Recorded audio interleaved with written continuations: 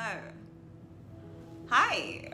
Welcome back to Dr. Introspect TV, and it's your host, Dr. Introspect, and I am back.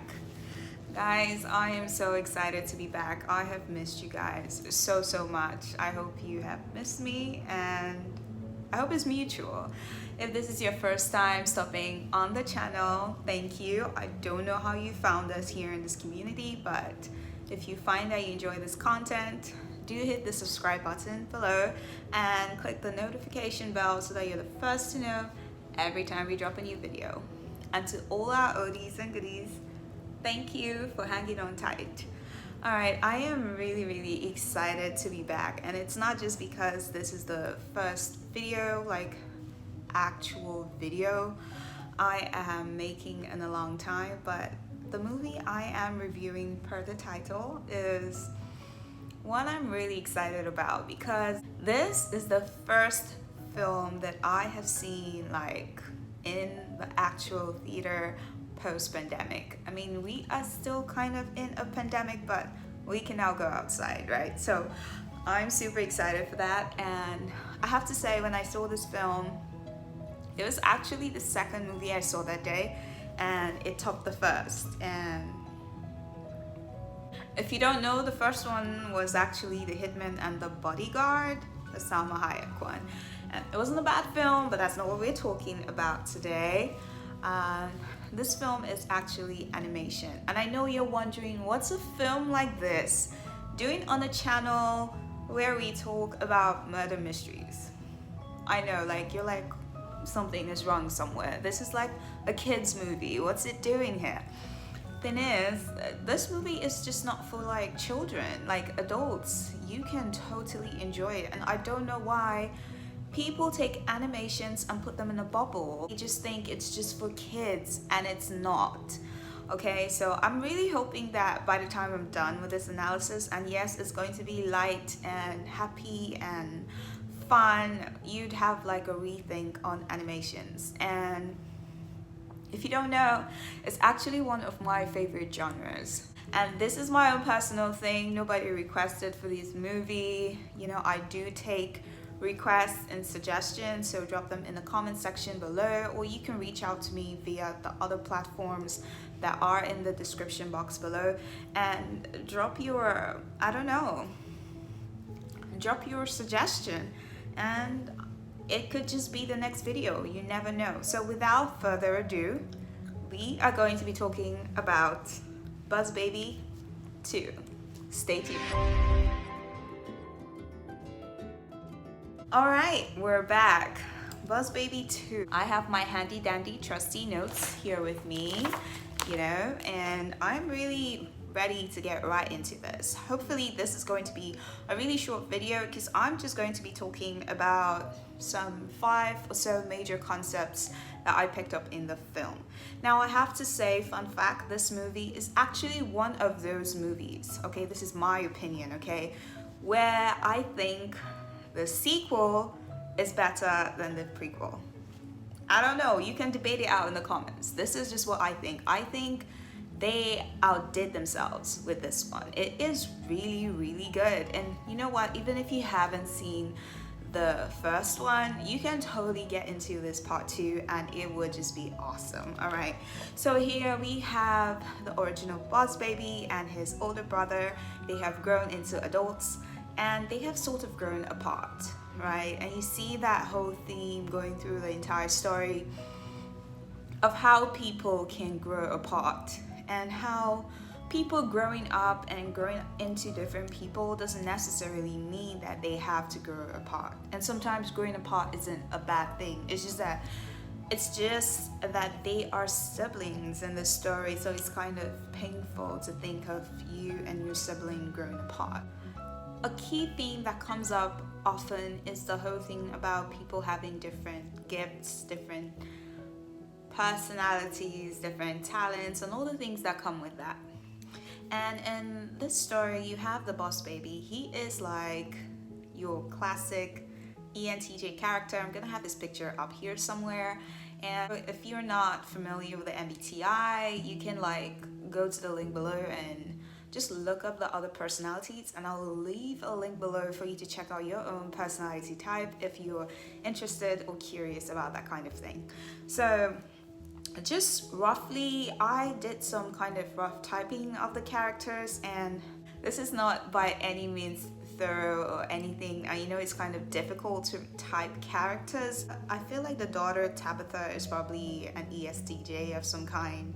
I feel like her dad is an ENFP, and I feel like his brother, the original boss baby, is an ENTJ, and then the baby that has kind of taken over the family business, I feel like she is like probably an ENFJ.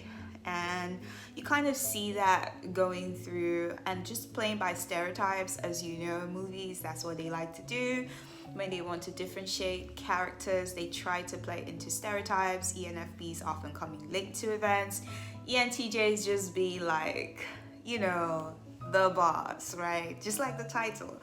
They're the boss, they're go-getters, they know how to mobilize people into action to fulfill their own goals, and you know, they can be lonely sometimes.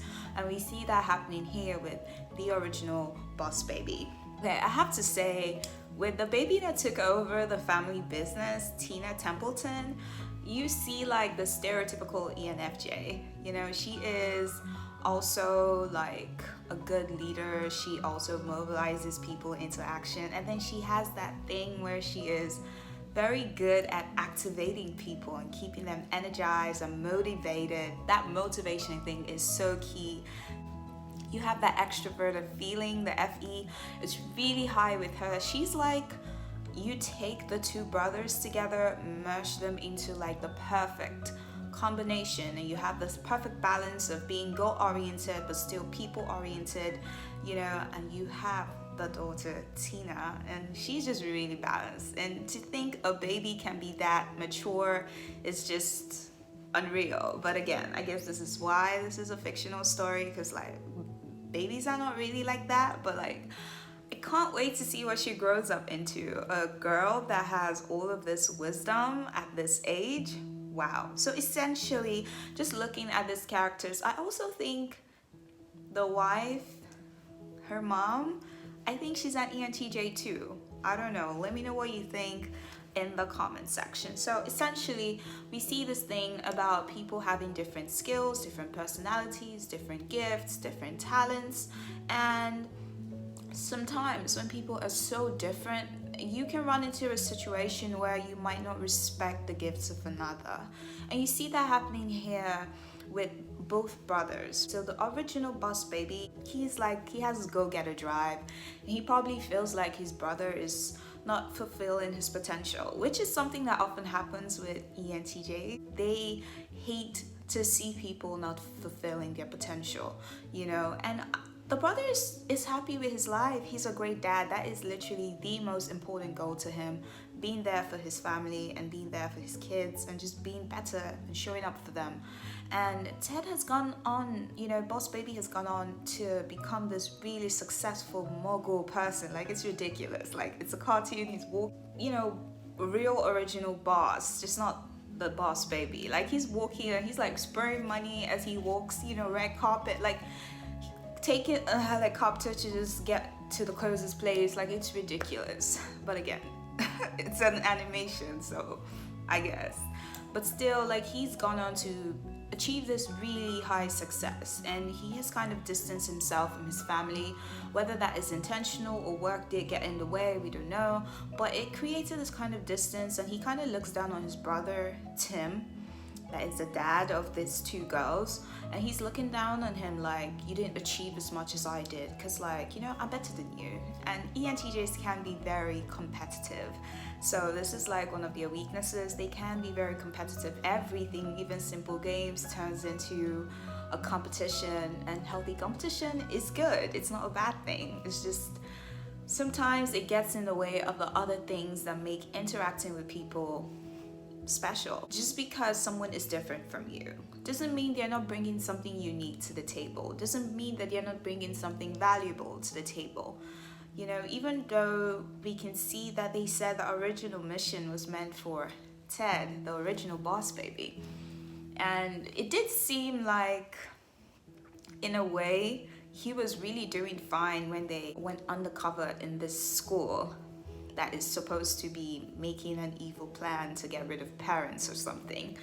And it did seem like he was so much better, but he was really a great person. He was great at, hitting goals and all of that, but at the expense of not carrying people along sometimes. I think for Ted, the growth for him was about learning the value of teamwork, and sometimes teamwork is not what is necessary to get the job done, so I'm not saying it's a black and white thing and you have to be this way.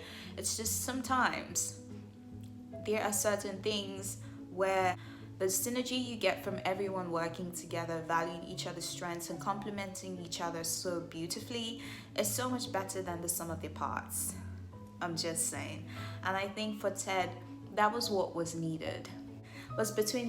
I feel that for Tim, a lot of his growth was for him and his daughter Tabitha, the ESTJ daughter, or maybe ISTJ, either of them, let me know. But also recognizing that difference in strengths, that difference in people's personalities, and how it's okay for people to be different. I feel that there was some kind of misunderstanding between the both of them.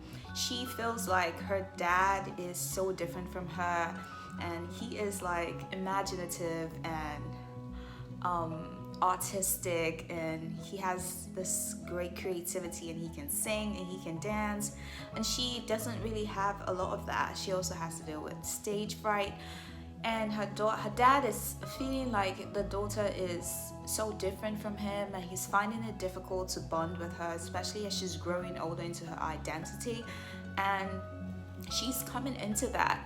And she's also feeling like, oh my gosh, dad is probably going to be disappointed in me. I'm nothing like him. And it creates that kind of dynamic where there can be misunderstandings and people can grow apart.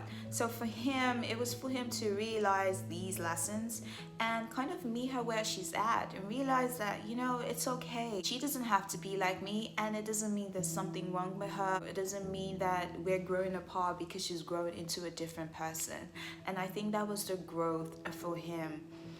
Also, it was kind of like a truth awakening moment, because there was a conversation on the table, and he had taken the baby serum and become a baby again, a little kid that he was, but he disguised himself as someone else, and he was talking to his parents, and they made comments like he's a procrastinator, he has his own time where he shows up to things, and he lives in his own la la land, and these are truths that people just won't tell you to your face. So hearing this, would that mean that he's always going to be on time, he's not going to be late, he's not going to be forgetful?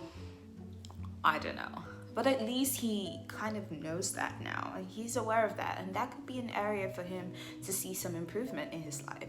So essentially recognizing that people have different skills, different gifts, not looking down on people for their own paths to life, for what they choose to be their own source of happiness. Just because someone else decides that their own family is a core value for them, and for you, your career is a core value for you, it doesn't mean you have to look down on the other person. They are successful in their own rights. That's one lesson. I'm sorry I took so long to explain that, but it was kind of two explanations in one. I was covering the MBTI types, the personality types of these key characters, and I was using that to extrapolate the kind of different skills that they brought to the table. From there, I thought that there was something else that was quite interesting in this movie that I just have to talk about. So in this film, they brought to us a different angle. Women being liberated and taking more positions in the workforce, you're going to see situations where they're going to need more help, and fathers are becoming more hands-on, and even more so stay-at-home dads is becoming a thing, and it's going to probably increase into the future.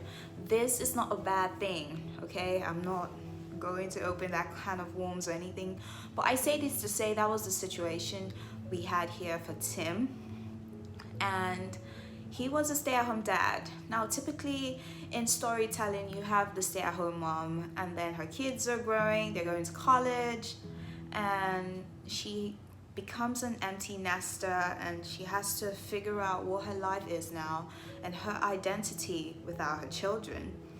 However, here, Tabitha is not yet old enough to go to college, but she's a pretty smart girl. She might be going off pretty soon because of how smart she is and the great school she's at and stuff.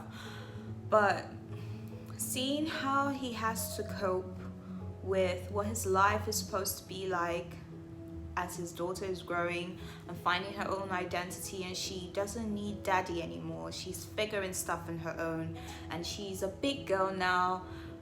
I thought that was interesting, and I find it fascinating that we are having more of these dynamic approaches to storytelling where we see things from a male's perspective and how they process that and handle that. Seeing him do his school runs, grocery runs, and being the supportive husband, cheerfully being the supportive husband. We don't see him feeling bad or feeling sad or feeling like his life is a waste and he didn't accomplish his dreams. It's often the storytelling from the woman's perspective, and that's what we see. But in this particular story, we don't see that he is the supportive husband, and I thought that was happy to see that he was the supportive husband. He was a happy husband playing the supportive role, and I like to see that. We need to hear more of those kind of stories. And something else that I want to talk about is the whole thing about villains. Every good story has a hero and a villain, and here in this story, the villain was the principal of this school that his daughter Tabitha was going to, and they had this whole big plan to get rid of parents because they're evil. Now this guy, I mean, this story is very funny. Like, I'm thinking of how I can summarize it in the shortest way possible. There are spoilers in this analysis, so I am assuming you've already seen it, and if you haven't seen this movie, you don't mind the spoilers. Short summary, he is a baby disguised. I don't think he's up to 2 years old. He's disguised as an adult. He has his whole suit and everything, and he gets students in his school, and he kind of takes the best of the best, the smart ones, and he kind of teaches them to be really smart like him, and some others he kind of uses to run like a slave. It's kind of like a slave stuff because they barely get breaks, and they work for him, writing codes, creating apps, and they're all babies. He has baby ninjas that guard the whole place. Like, it's ridiculous. It's very funny. It's ridiculous, but he is an evil genius. So I'd say he's probably like an INTJ because he has all these people doing all this stuff for him. Let me know what you think. I think he's an INTJ. But his story essentially is that he wasn't loved as a child. I mean, he's still a child. He's barely up to 2 years, but he wasn't loved, period. And this is a common theme that we have with movies where the villains were in some way either abused or not loved or something, and all they really want sometimes when you get down to the nitty-gritty is love. They just want to be loved, so for him, he was born to psychologists, and they just did experiments on him and taught him everything. He spent the 10,000 hours it takes you to become an expert in everything. Yeah. He became an expert in every field. Now, how that is possible, I don't know. Again, it's fiction, right? But essentially, you name it, medicine, science, arts, literature, everything. And the funniest line, and I'll probably leave it in the description box below. This is a thing I think about anytime I think about this film. He said as soon as he could walk his first 2 steps, he ran away from home. Now, that was funny. That was funny in the sense of like, who runs away in their first 2 steps? But it's also kind of tragic when you think about it. That he felt that his babyhood, I can't say childhood because he's still a baby, was so horrible that he had to run away because he didn't feel like he got the affection and love from his parents, and he was smart now and he didn't need his parents, and he felt like parents are horrible. And of course, this takes you into black and white thinking. He was clearly traumatized. I know I don't ever talk about a video without talking about trauma, but it's literally everywhere if you look hard enough. So you have a baby that was traumatized by his experiences and internalizing. I'm surprised he is that smart that he doesn't understand that this is trauma. And he felt that parents are horrible, and he needed to, help all the babies and get rid of all the parents in the world. And that was his master plan. He said this was his life's work and mission and everything, and it took him 17 months to make it all happen, he said. But I mean, love, and you have Tabitha's family, Ted, Tim, Tabitha, Tina. I'm just realizing all their names are TTT. Why am I just catching that now? All right, all of them, and the love they had and they shared together and trying to solve the problem and stop his plan from taking effect in full force and everything. Just seeing that whole love thing, it kind of made him sad in the end when he was defeated at the end, because if only he had received that love from his parents, maybe his story would have been different. I don't know. I guess it wasn't as short as I wanted it to be. How short is this video? We'll see in the end. We'll see in the end. But I guess this is probably gonna be one of my shorter videos. There isn't so much to get in here. It's just a nice feel-good movie, nice summer movie, nice family movie. There are many lessons here. They talk so fast. It's just like watching The Lion King. You watch as an adult and you realize the lines are so deep, you can't imagine children watching this. Even the whole exploring the concept of death and things. And this is one of those things. The words that they say it so fast and it's rushed, but it's really deep. You have to slow down to get it. So definitely consider seeing this movie. It will make your day or weekend or whenever you decide to see it. And with that, I come to the end of this video. I can't wait to see you in the next one. Do leave suggestions in the comment section below, and I'll catch you in the next one. I love you guys so much. Bye.